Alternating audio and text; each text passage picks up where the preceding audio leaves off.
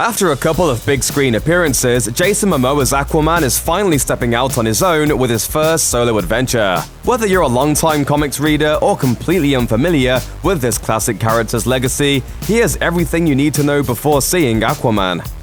Aquaman wasn't always a sea-based superhero. He was born Arthur Curry, a half-Atlantean, half-human boy whose mother, Queen Atlanna, was forced to leave him in the care of his human father, Thomas Curry. However, in being split between these two worlds, Arthur is rejected by both sides of his heritage, and in the end, he finds himself somewhat lost. I just feel like I never really embraced the sea or the land. I've been a loner my whole life. As an adult, Arthur must find his place in both worlds, vie for his right to become King of Atlantis, and protect the world at large. Aquaman has a wide range of powers, including super strength, extreme durability, the ability to breathe underwater, and the power to control any undersea life forms. Aquaman has been around for a while. His first appearance came in More Fun Comics issue 73 in 1941 as a backup character to other heroes. Aquaman lived on in the back pages of Adventure Comics and during the 1960s finally joined the Justice League, got his own cartoon series, and became one of the Super Friends, cementing his legacy. Director James Wan has said that his Aquaman movie is largely inspired by writer Jeff Johns, who rebooted the character in 2011. Still, Wan didn't leave the older comics behind. He went through dozens of Aquaman comics from the past 70 years of source material. For fans of the cheesy older comics, don't worry, because Wan couldn't resist using some elements from these eras. Topo, Aquaman's octopus sidekick, will appear in the film.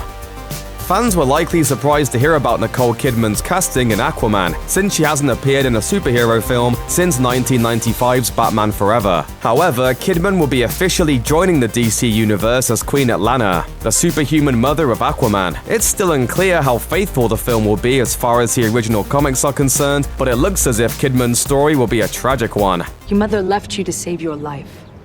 Cannot imagine how it hurt her. What it cost her.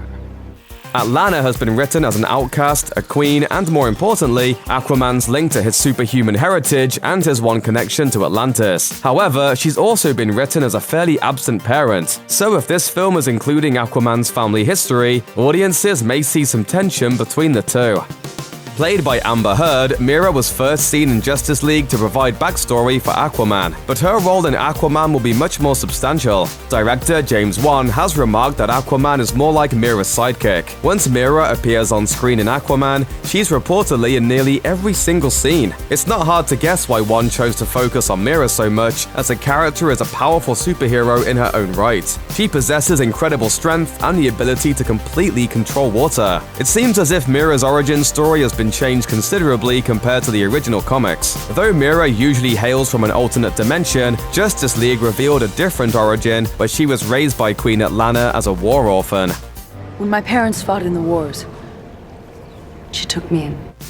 Sibling rivalry abounds in superhero films, and Aquaman will be no exception. In late 2016, it was announced that Patrick Wilson had signed on as Aquaman's surly and powerful half-brother, Orm. In the comics, Orm is a contender for the throne of Atlantis and nearly destroys the sea in his attempts to claim the crown. In the film, however, some environmentally minded audience members may side more with Orm than Aquaman in their central conflict. On The Late Show with Stephen Colbert, Wilson discussed Orm's motivations. My whole point of the movie is to get back at the surface world has been polluting my oceans, our oceans, a little bit of environmental theme going in there.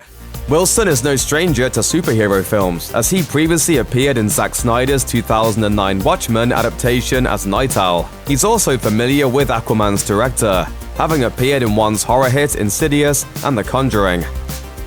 Aquaman has his work cut out for him in the film. In addition to facing against Orm, he'll have to deal with Black Manta, another villain from the original comics. As a ruthless pirate who will stop at nothing to destroy Atlantis, Black Manta harbors a long-held grudge against the underwater metropolis. He's also a brilliant engineer who designed a diving suit which gives him super strength, shoots optic blasts, and allows him to survive underwater. Wan has been extra quiet regarding Black Manta specifics. Fans only know that Yahya Abdul-Mateen II, who appeared on Netflix's The Get Down, will be playing the villain. Aquaman has one very well-known power. The Aquaman. I hear you can talk to fish.